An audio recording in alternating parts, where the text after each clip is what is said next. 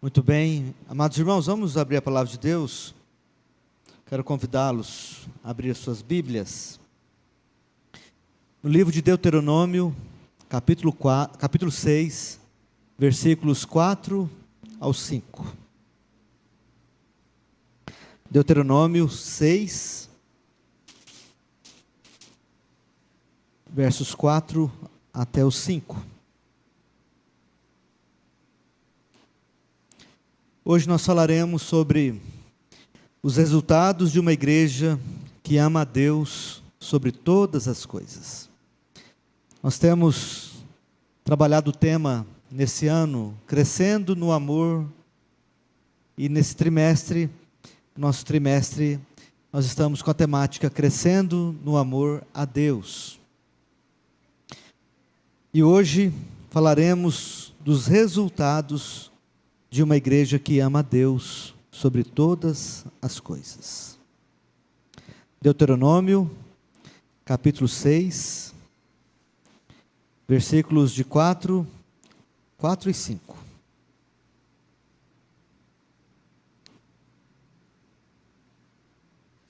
Diz assim a palavra do nosso Deus: Ouve, Israel, o Senhor nosso Deus é o único Senhor. Amarás, pois, o Senhor teu Deus de todo o teu coração, de toda a tua alma e de toda a tua força. Até aqui. Vamos orar, vamos falar com Deus. Maravilhoso Deus, tua palavra foi lida, e agora, Pai, que nós teremos a oportunidade de meditar sobre o texto sagrado. Pedimos que o Senhor ilumine a mente de cada um de nós. Pedimos, ó Deus, que teu Espírito Santo tome a minha vida e me use, ó Deus, com amor, com poder, com graça, na edificação da tua igreja. Que cada um aqui, Pai, possa ter a certeza de ter ouvido a sua voz. E também, ó Deus, que o Senhor possa nos alimentar e nos fortalecer espiritualmente. Em nome de Jesus. Amém e amém. Meus irmãos amados, nosso Senhor, o nosso Deus, Ele tem que ser o alvo do nosso amor. O primeiro alvo, a primeira prioridade do amor do nosso coração, da nossa mente, da nossa vida, tem que ser direcionada ao nosso Deus.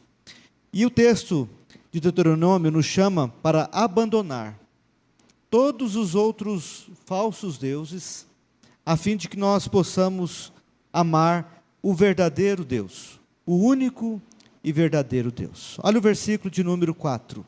Ouve, Israel, o Senhor nosso Deus é o único Senhor. Só há um Deus, não há dois, não há três. Só há um Deus, o Deus vivo, o Criador dos céus e da terra. E somente Ele deve ser o objeto do amor do nosso coração, da nossa mente, do nosso entendimento. A palavra de Deus, ela nos ensina que o amor nos leva a permanecer com Ele, pois Deus é a nossa vida. Agostinho de Hipona disse: Tu nos fizeste para ti, e nosso coração não tem descanso até descansar em ti.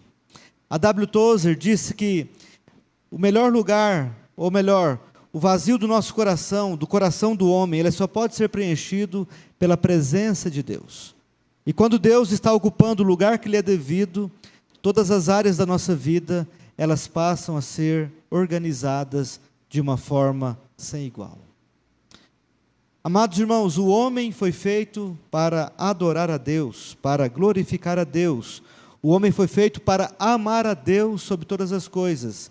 E o homem só vai encontrar o sentido da sua existência na medida que conhece a Deus e vive na plenitude deste amor.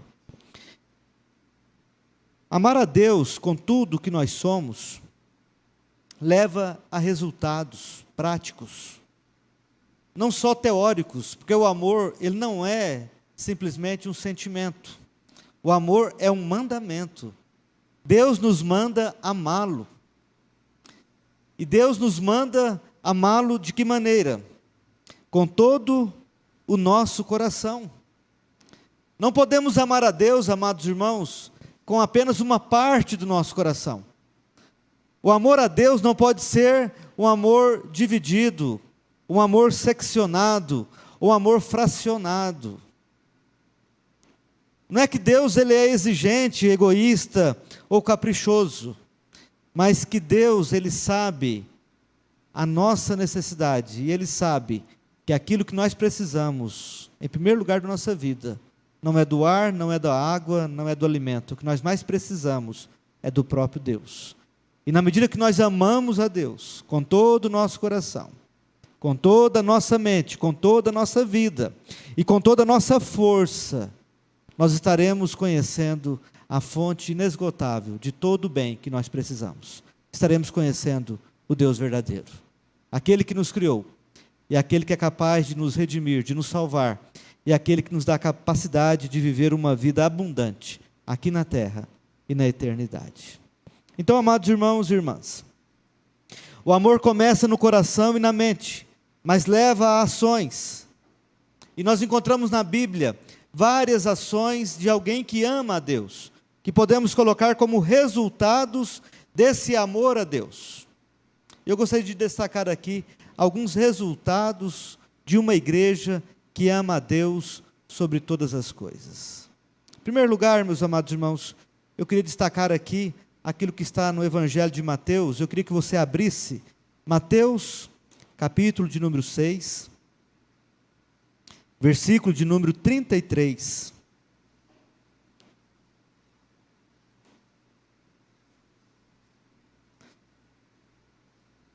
A palavra de Deus nos orienta e nos deixa muito claro, a partir desse texto que diz assim: buscai, pois, em primeiro lugar o seu reino e a sua justiça, e todas essas coisas vos serão acrescentadas.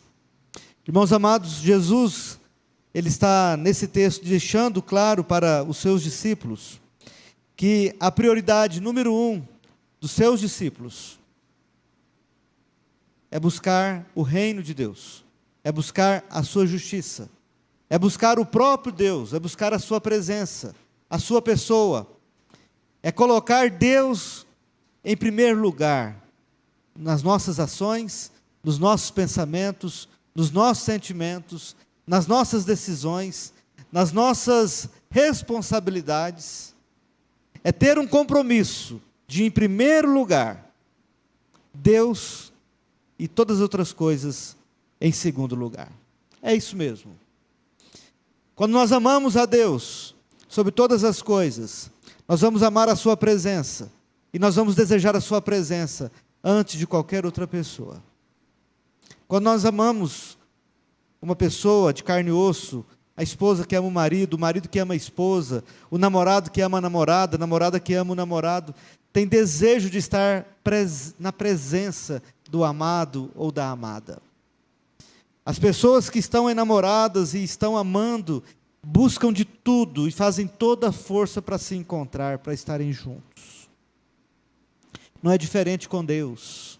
Se Deus é o nosso primeiro amor, se Deus é o alvo do nosso coração, se Deus ele vem em primeiro lugar dos nossos sentimentos e pensamentos e da nossa existência, nós teremos como resultado prático um desejo de priorizar a Deus, o seu reino e a sua justiça.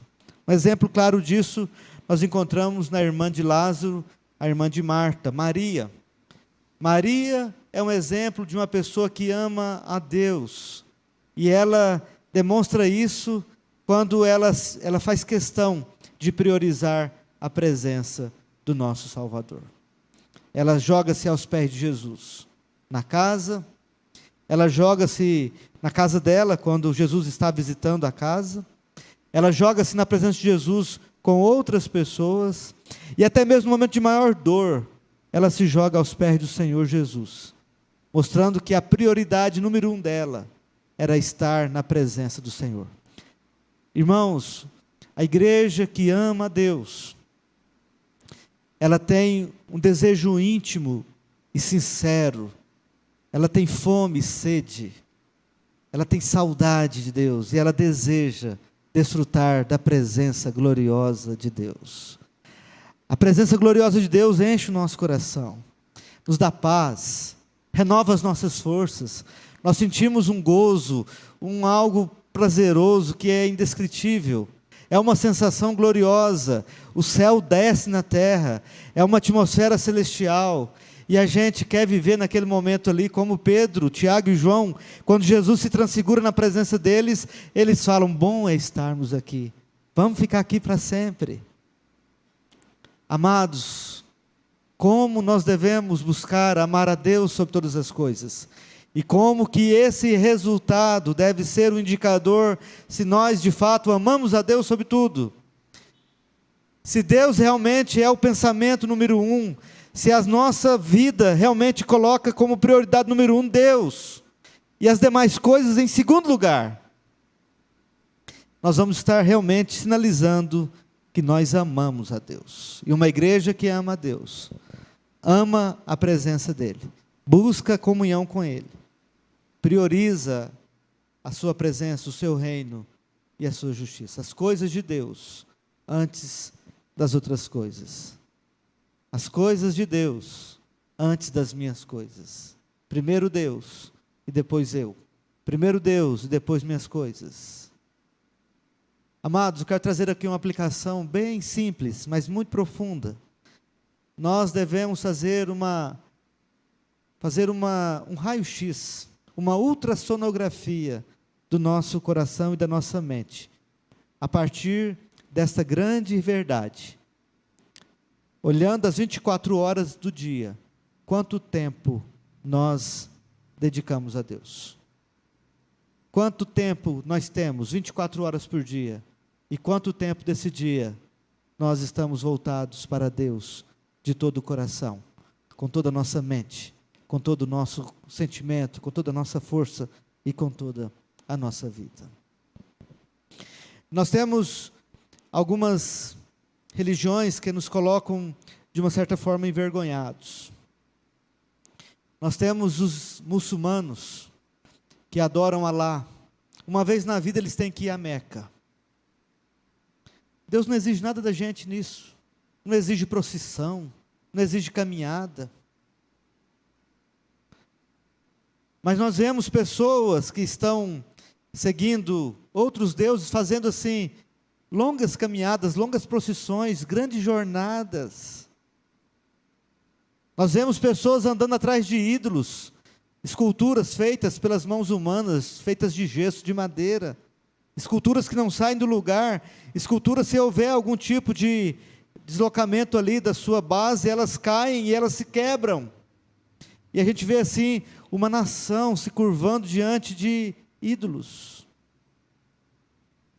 Se você diz amar o Deus vivo, se você diz que você tem 10.000 razões e muito mais para adorar esse Deus, essa música e essa letra tem que ser mais do que palavra, isso tem que ser uma verdade, isso tem que ser um modo de vida.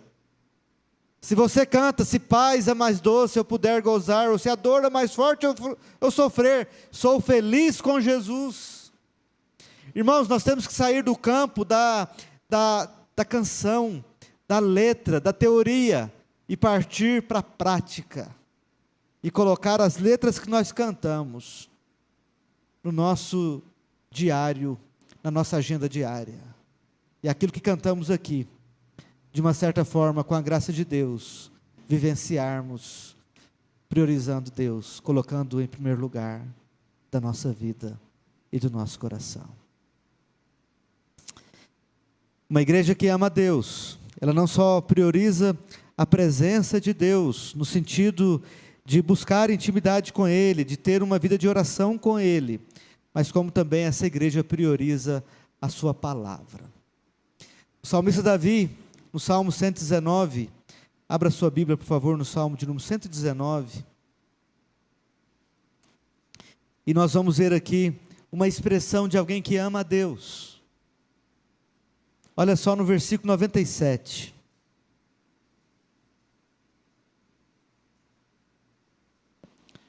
A palavra de Deus diz assim: quanto amo a tua lei, é a minha meditação todo o dia. Meus amados, um dos resultados, o segundo resultado de uma igreja que ama a Deus, é amor à sua palavra.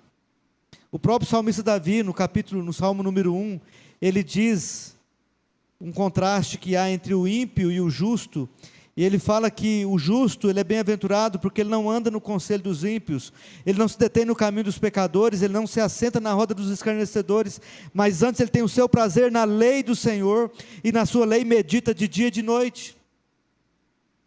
Amados, nós dizemos que amamos a Deus, é uma ação coerente, um resultado direto desse amor, um amor à sua palavra, um amor à sua revelação, um amor à sua verdade escrita, para nos nortear no nosso dia a dia, na nossa maneira de ser, na nossa maneira de viver. Quanto amo a tua lei, é a minha meditação todo o dia. E não somente, amados, um amor pela palavra, mas sobretudo uma relação íntima de conhecer a palavra, de amar a palavra e de praticar o que a palavra de Deus diz. Como diz o irmão de Jesus, Tiago, abra na carta de Tiago, por favor. Tiago, irmão de Jesus, ele fala sobre a prática da palavra de Deus. Aquele que diz amar a palavra de Deus, aquele que diz amar a Deus, ama a sua palavra e pratica a sua palavra. E a palavra de Deus, no versículo 19 do capítulo 1, fala assim: sabeis essas coisas, meus amados irmãos. Todo homem, pois, seja pronto para ouvir, tardio para falar, tardio para se irar, porque a ira do homem não produz a justiça de Deus. Portanto, despojando-vos de toda impureza e acúmulo de maldade, acolhei com mansidão a palavra em vós implantada, a qual é poderosa para salvar a vossa vida. Tornai-vos, pois, praticantes da palavra e não somente ouvintes, enganando-vos a vós mesmos.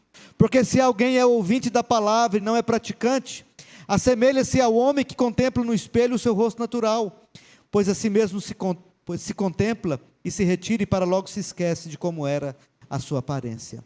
Mas aquele que considera atentamente na lei perfeita, lei da liberdade, e nela persevera, não sendo ouvinte negligente, mas operoso praticante, esse será bem-aventurado no que realizar.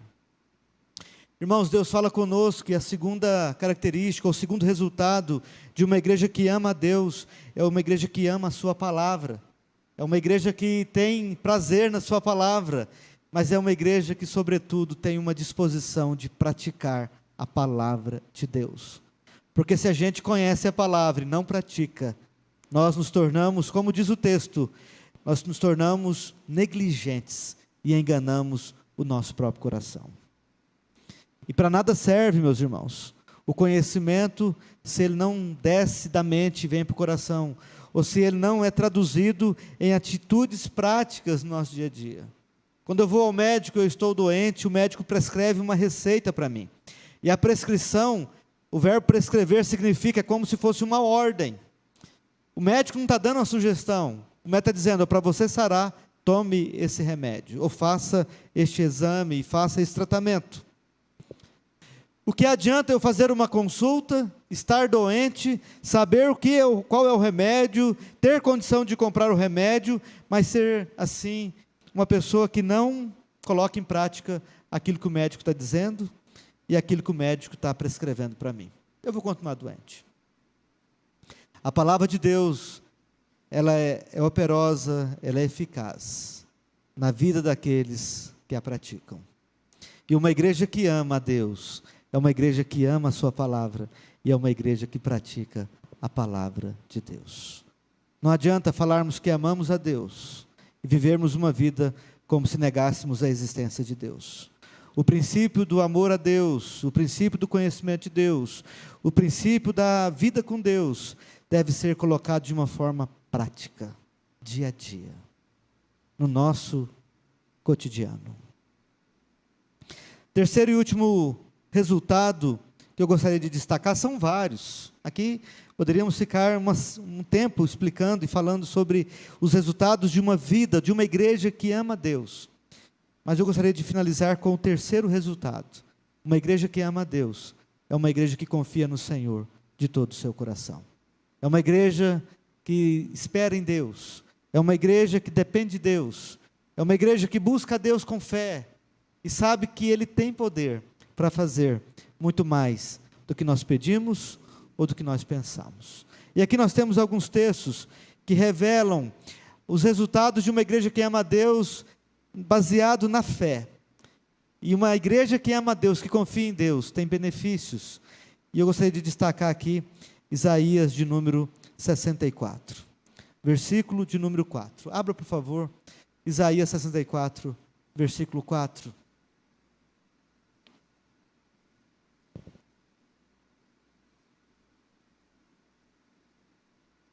A palavra de Deus diz assim: porque desde a antiguidade não se ouviu, nem com o ouvido se percebeu, nem com os olhos se viu, Deus além de ti, que trabalha para aquele que nele espera. Esperar em Deus, confiar em Deus, é resultado de quem ama a Deus, de quem conhece a Deus. E Deus é o Todo-Poderoso. Nós temos estudado aqui, domingo a domingo, os atributos de Deus. E um dos atributos de Deus é a sua onipotência. Deus pode fazer muito mais do que nós pensamos ou pedimos. Ele é o Todo-Poderoso, não há nada que possa limitar o agir de Deus. E uma pessoa que ama a Deus confia nele, a ponto de esperar por Ele, a ponto de dedicar a Ele a sua confiança, a ponto de descansar nele a sua vida. E nós temos vários exemplos de pessoas que fizeram isso. Mas eu quero destacar aqui, na palavra de Deus, Abraão. Abraão morava em Padã Arã, e Deus fala para ele: Abraão, sai da tua terra, da tua parentela, e vai para onde eu vou te mostrar. Vai para a terra que te mostrarei. A Bíblia fala que Abraão não sabia, mas a Bíblia fala que Abraão creu, e isso foi imputado para a justiça. O justo viverá por sua fé. O conteúdo da fé do justo é Deus.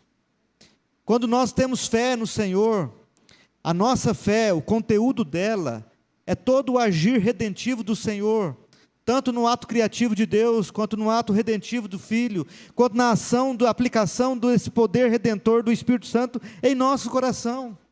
Quando nós confiamos em Deus, Deus trabalha para aqueles que nele esperam. Por isso a palavra de Deus, ela nos incentiva: entrega o teu caminho ao Senhor, confia nele, e o mais ele fará. Por isso nós encontramos Abraão largando tudo, e seguindo ao Senhor, e indo na direção de Deus. E Deus disse que Abraão seria pai de uma numerosa multidão de filhos, como as estrelas do céu e a areia da terra, da praia do mar.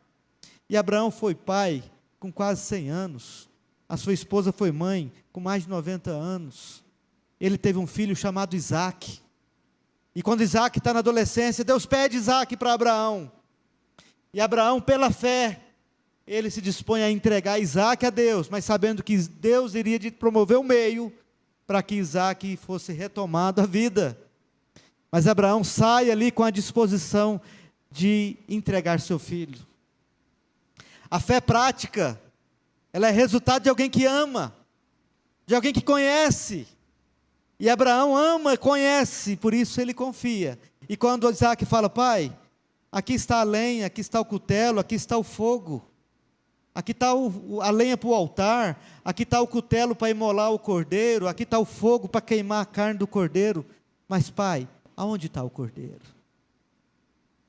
O cordeiro era ele. E Abraão fala: meu filho, Deus proverá. Deus proverá. A confiança de Abraão em Deus é tão tremenda, e é um paradigma, um modelo para nós seguirmos, porque Abraão é chamado pai da fé, porque Abraão sabe que Deus proverá para si o cordeiro, e Deus proveu.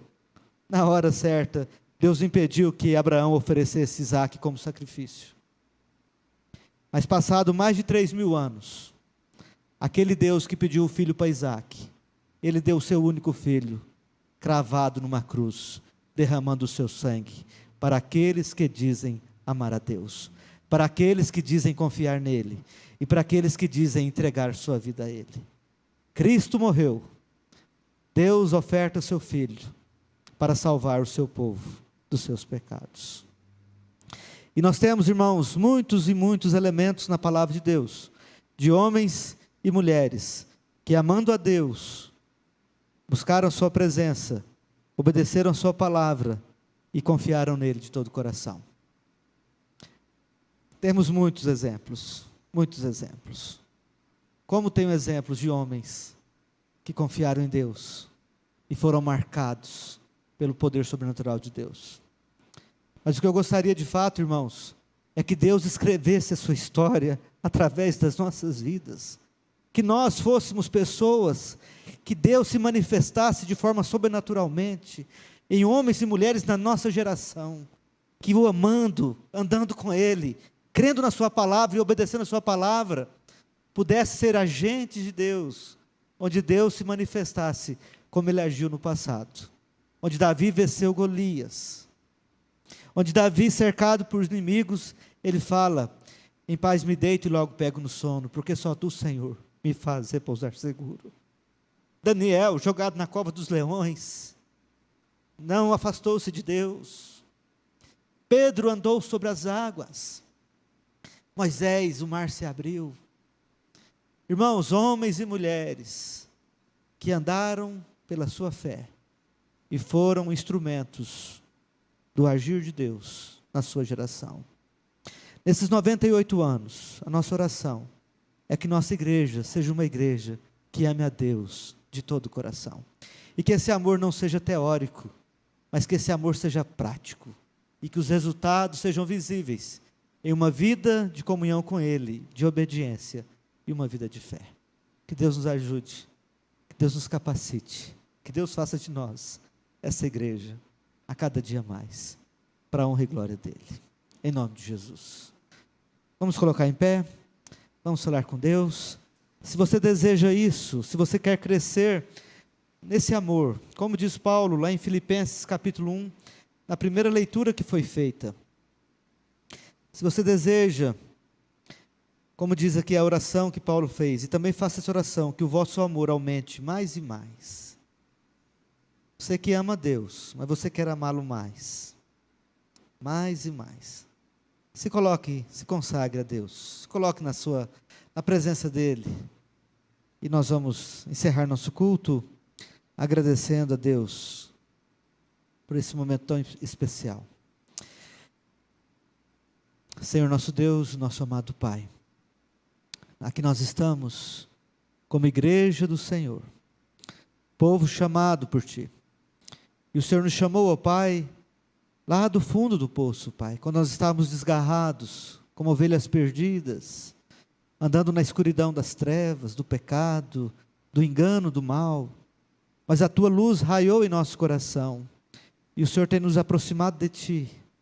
Ó Deus amado, que esse agir do Senhor em nós possa ser de uma forma eficaz, efetiva, completa, de maneira, Deus, que nós sejamos assim, ó Deus, uma igreja realmente que possa ser transformados pela Tua graça, pelo Teu amor, pela Tua palavra, e que antes, ó Deus, de qualquer mérito pessoal, nós possamos, ó Deus, nos firmar nos méritos de Cristo, Ele que se entregou por nós na cruz do Calvário, e que nós, ó Deus, possamos entender que nós podemos Te amar, porque um dia o Senhor nos amou primeiro. Nós podemos Te amar, porque primeiro o Senhor nos amou, porque primeiro o Senhor nos atraiu, nos abraçou, e onde nós estávamos, o Senhor tem nos chamado a esse amor. Ó Deus, que o Teu Santo Espírito possa agir aqui neste lugar, que o Teu Santo Espírito possa usar esta palavra e cravá-la na nossa mente, no nosso coração, e trazê-la, Deus, para o nosso dia a dia. Ó Deus amado, nos dê, ó Deus, a bênção de podermos praticar aquilo que cantamos e aquilo que ouvimos aqui nesta noite. Ó Deus, santifica o Teu povo, fortalece o Teu povo, abençoa o Teu povo, guarda o Teu povo de todo o mal.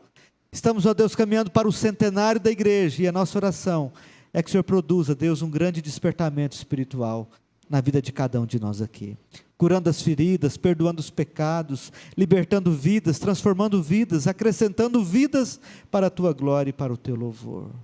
Ó Deus, quebra as barreiras, Ó Deus, quebra todas as amarras, desfaz, ó Deus, todas as obras, ó Deus, do mal que tem nos afastado e nos separado de Ti. Arranca, Pai amado, toda raiz de amargura, todo ressentimento, ó Deus, tudo aquilo que impede o agir livre e poderoso do Senhor em nosso coração. Que o Senhor possa ministrar nessa noite, Pai, uma obra profunda e completa de libertação, a começar aqui no meu coração. Nós precisamos de Ti. Nós queremos, ó Pai, viver esse amor por Ti, de fato e de verdade. Nos ajude, Pai, a cada dia mais. Assim nós oramos, ó Deus, e Te agradecemos, e Te pedimos isso em nome de Jesus. Amém e amém.